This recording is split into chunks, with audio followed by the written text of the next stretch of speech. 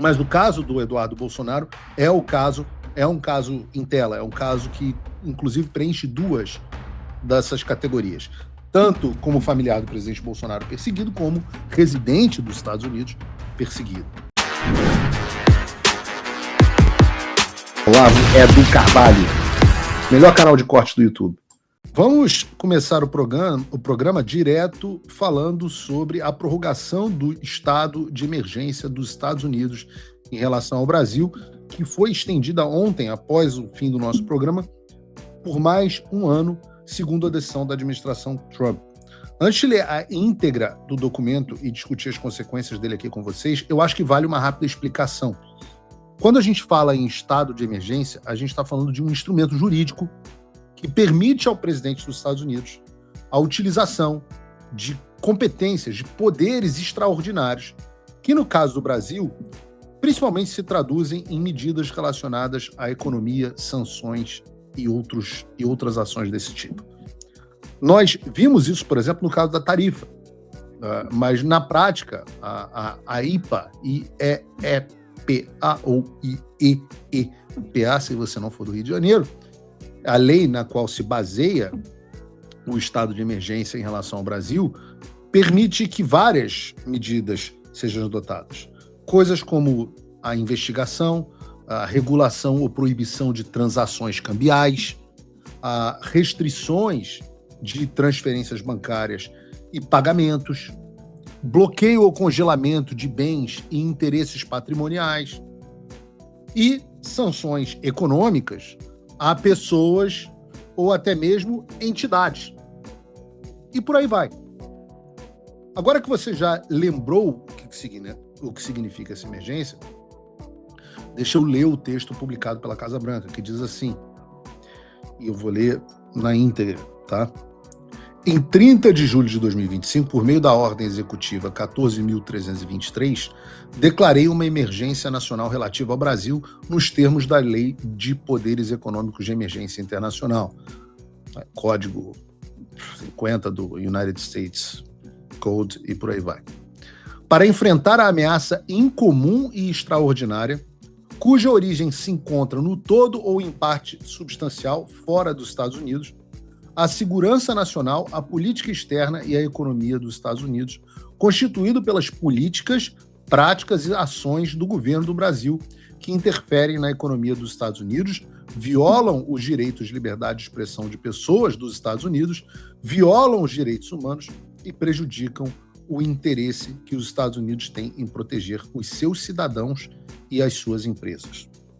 Integrantes do governo do Brasil também estão perseguindo politicamente um ex-presidente do Brasil, sua família e seus seguidores, o que contribui para o desmantelamento deliberado do Estado de Direito no Brasil, para a intimidação politicamente motivada naquele país e para violações de direitos humanos. Presta atenção, violações de direitos humanos. Determinadas atividades, como a censura e prisão pela Suprema Corte do Brasil daqueles que exercem liberdade de expressão, bem como a censura de conteúdo online, continuam a representar uma ameaça comum e extraordinária, cuja origem se encontra no todo ou em parte substancial fora dos Estados Unidos. Ameaça à segurança nacional, à política externa e à economia dos Estados Unidos. Por essa razão, a emergência nacional declarada na Ordem Executiva 14.323, de 30 de julho de 2025, permanecerá em vigor após 30 de julho de 2026. Portanto, em conformidade com a seção 202 da Lei de Emergências Nacionais, prorrogo por um ano a emergência nacional relativa ao Brasil, declarada na Ordem Executiva 14.323. Este aviso será publicado no Federal Register, no Registro Federal, e encaminhado ao Congresso. A Casa Branca, 28 de julho de 2026. Esse documento é muito bom. É muito ruim que nós estejamos nessa situação, mas o documento é útil do ponto de vista jornalístico, porque ele traz, mais uma vez, com todas as letras, a real motivação da situação que envolve a relação Brasil-Estados Unidos. Inclusive, quem são os verdadeiros culpados pelas tarifas. Vejam, essa emergência nacional em relação ao Brasil, ela não nasceu de uma disputa comercial comum. Não é que o governo Lula estivesse tendo um desentendimento com o governo dos Estados Unidos sobre a balança comercial, sobre o PIX, que seja, sobre exportação de carne de boi. Não, não foi isso.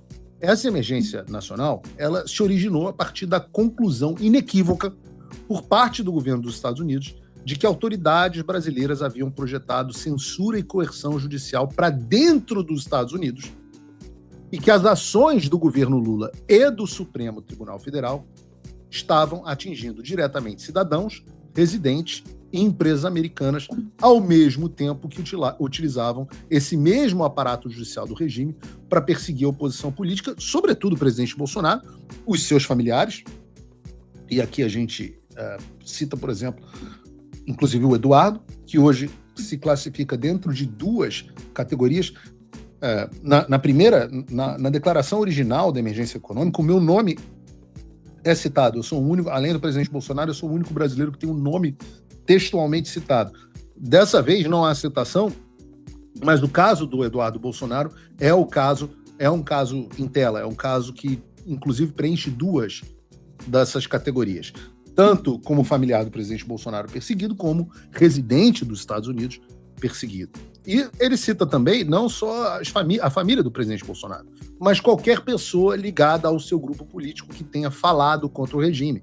E estamos falando aí de dezenas e dezenas de pessoas. A questão é, então, o desmantelamento, como diz o documento, do Estado Democrático de Direito através da censura, da perseguição, de prisões ilegais, de violações de direitos humanos, perpetradas pelo governo Lula e pelo Supremo Tribunal Federal, com, obviamente, a participação de outros agentes públicos. Você pode ler a motivação completa, eu recomendo isso, que declarou a emergência original, que foi essa ordem executiva mencionada 14.323, de 30 de julho de 2025, e está tudo escrito lá.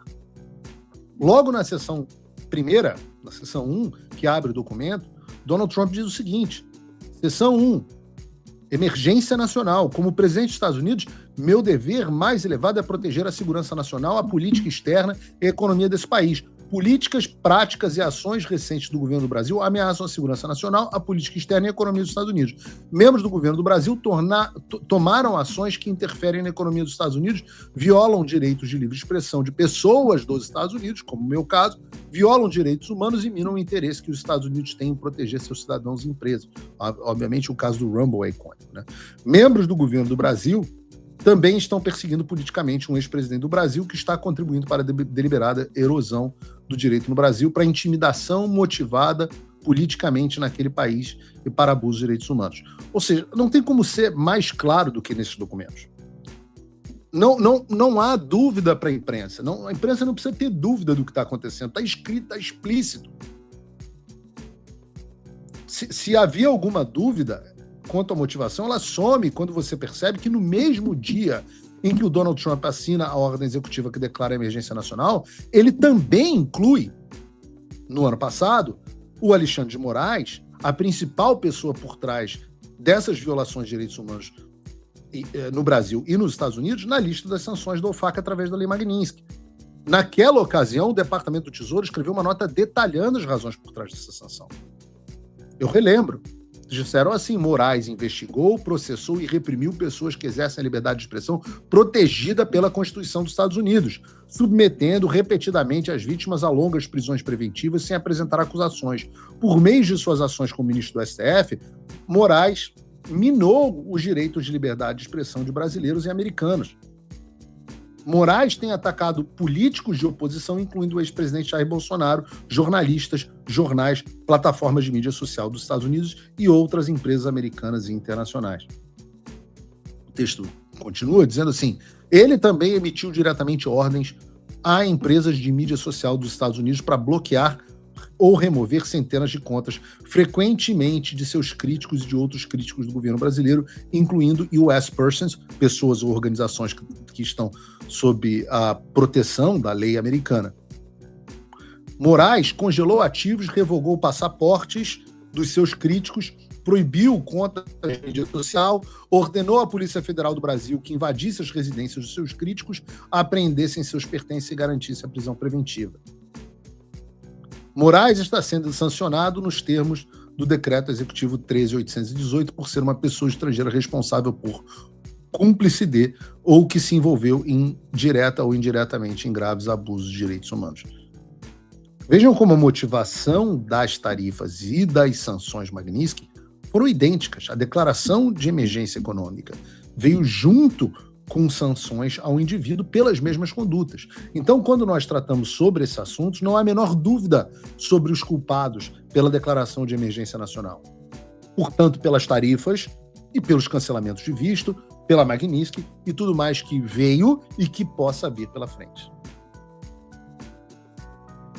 O Trump voltou. Isso já deve ter tirado um peso das suas costas. Mas e o Brasil? O nosso país continua atolado e achar que só a vitória do Trump vai resolver tudo é ilusão. Nada vai mudar sozinho. E pode ter certeza de uma coisa: ficar xingando muito nas redes sociais não vai fazer diferença nenhuma. Você vai continuar esperando alguém fazer alguma coisa por você? Um político? Um salvador da pátria? Esquece. Se ninguém tomar uma atitude, nada acontece. Eu estou fazendo a minha parte. Eu parei a minha vida por isso. Mas, se você quer saber como pode ajudar sem precisar largar tudo, a resposta é simples: apoiando quem está na linha de frente. Sem esse apoio, sem essa linha de suprimento, esse trabalho morre. Sem estrutura, ninguém avança. Então acessa www.paulofigueiredoshow.com/apoie e com $5 por mês você pode fazer parte disso. Se puder mais, eu recomendo, seja um patrono Gold e participe ativamente no grupo que me ajuda a pautar esse debate. O que vai definir o futuro é quem faz e não quem reclama. A escolha é sua.